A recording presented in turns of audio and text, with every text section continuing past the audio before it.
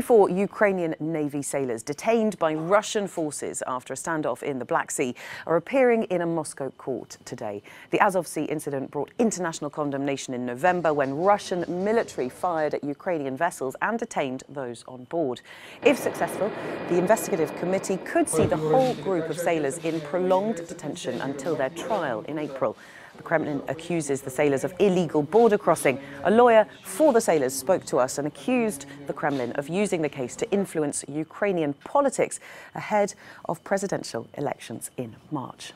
I don't think that before, let's say, the results of the presidential elections in Ukraine, the Kremlin will take any steps towards freeing the Ukrainian sailors, especially since we see the investigation asking the court to extend the term of detention for 3 months, which means until after the presidential election in Ukraine. I think the Russian authorities consider the case of these sailors as a kind of lever for exerting pressure on the internal political situation in Ukraine. Our Moscow correspondent Galina Polonskaya is outside the courthouse. Let's go straight to her. Galina, what can we expect from that hearing today?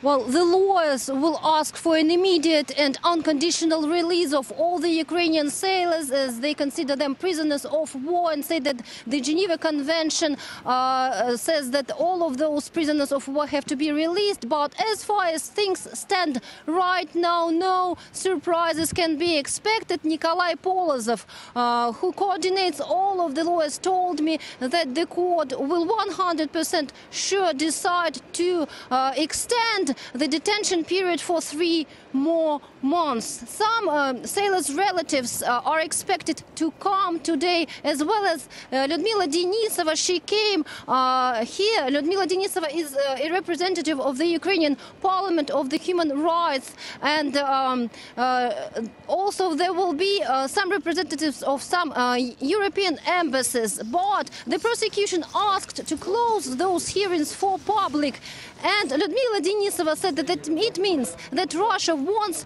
to hide this process from the rest of the world, and we will see what the court will decide on this. And Galina, do you have any sense of the condition the sailors are being kept in?